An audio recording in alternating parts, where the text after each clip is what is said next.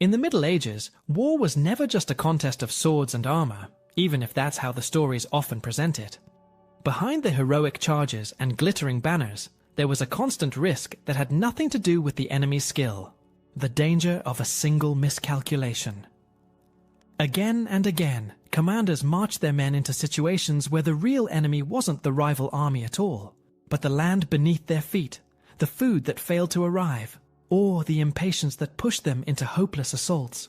It was this repeated error, ignoring the harsh realities of survival and preparation, that silently claimed more lives than any knight's blade ever could. Number 1. The cost of overconfidence.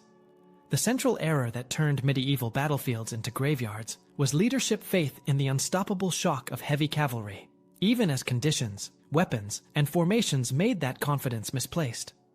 Knightly charges, spectacular to watch and prestigious for elites, depended on open ground, momentum, and opponents willing to stand in the worst possible place. Once archers, disciplined infantry, and simple field obstacles disrupted that recipe, armored riders lost their edge, and thousands paid for commanders' refusal to adapt. At Crécy in 1346, English deployment made the difference. Dismounted men-at-arms anchored the center, longbow contingents on the wings dominated approaches, and repeated French rushes broke into chaos under arrow storms and crowding. The point is not just longbows killed knights, but that French leadership kept renewing frontal assaults into a compact defensive layout designed to neutralize cavalry advantages. Agincourt in 1415 showed the same pattern under harsher terrain constraints. A narrowed, recently ploughed and rain-soaked field channeled numerically superior French formations into a confined, muddy lane, while English archers, protected by angled stakes, dictated tempo. Horses were particularly vulnerable to high arc volleys striking flanks and rumps, and when the first wave stalled, sheer mass crushed men in back armor that had become a burden in deep mud. Earlier warnings existed. At Courtrai, the Golden Spurs, 1302, Flemish militias on foot, backed by good ground and discipline, shattered French chivalry. At Bannockburn, 1314, Scottish schiltrons, dense spear hedgehogs, blunted, and then broke English mounted attacks, aided by pits and prepared positions. Across these cases, the common thread was decision-making.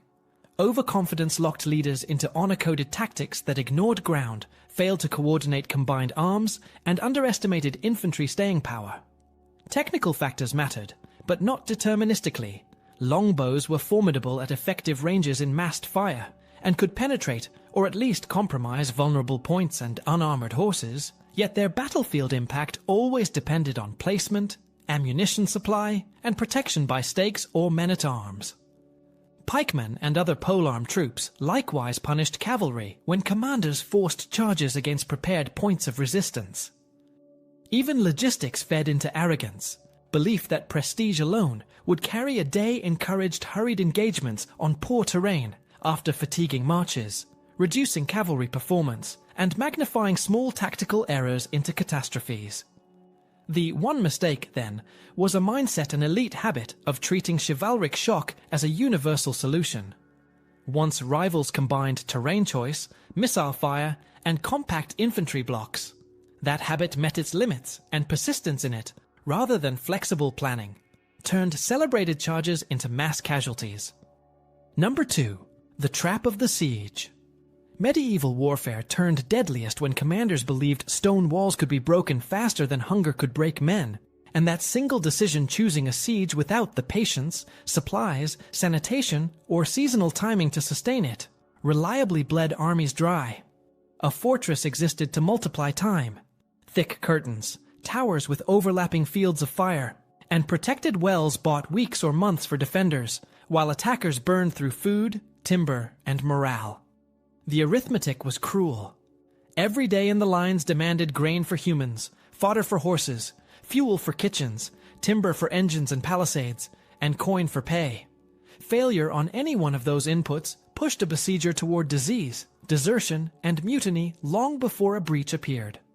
The classic case is Acre in 1189 and 1191, where both sides' access to the sea prolonged the grind and turned the battlefield into a sanitation disaster.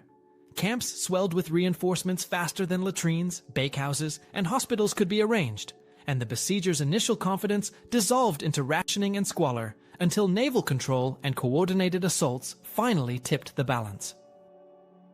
Antioch earlier in the First Crusade exposed the same weakness from the opposite angle. An army that ringed a city without secure hinterlands soon found foraging parties ambushed, pack animals consumed, and morale throttled. When relief forces appeared, besiegers risked becoming the besieged, revealing how thin their logistics truly were. The technology of siegecraft rarely failed on its own. Trebuchets hurled stones, mantlets crept forward, miners collapsed towers. But the ecosystem around those tools decided outcomes.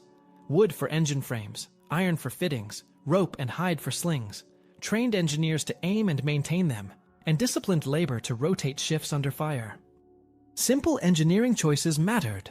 Contravallation lines facing outward to blunt relief armies, and circumvallation lines facing inward to choke the city. Commanders who skipped one of these to save time invited catastrophe when a relieving field force arrived, or when sorties cut supply routes. Water defined health.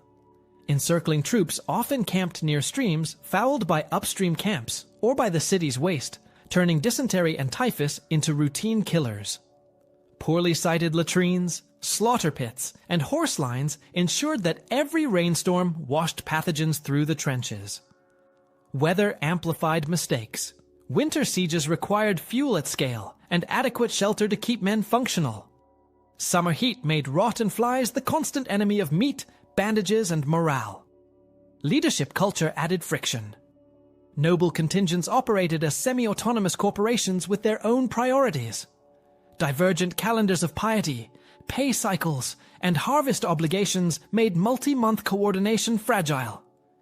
Prestige drove premature assaults meant to prove resolve, scattering ladders and men under arrow fire and boiling liquids, while the real decisive lever starving the defenders while staying healthy received fewer resources than the next grand engine or bannered display. Even successful operations carried hidden costs.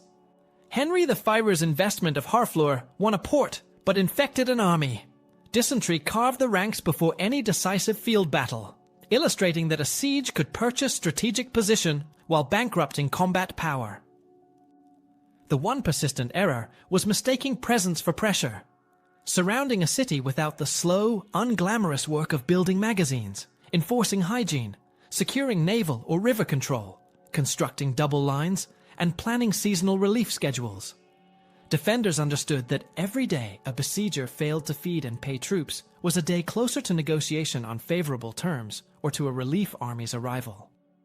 Practical commanders measured sieges like accountants' calorie inflows, fodder tonnage, timber quotas, cart availability, engineer headcount, because the physics of attrition punished optimism. When leaders ignored that ledger, the trenches filled not with heroes cut down in storming columns, but with the sick, the starving, and the exhausted who never reached the walls. Number 3. When terrain became the executioner. Medieval commanders who treated the map like a backdrop rather than a weapon turned the ground itself into the most efficient killer, because soil, slope, water, and vegetation dictated speed, cohesion, and fatigue more ruthlessly than any opposing general. Heavy cavalry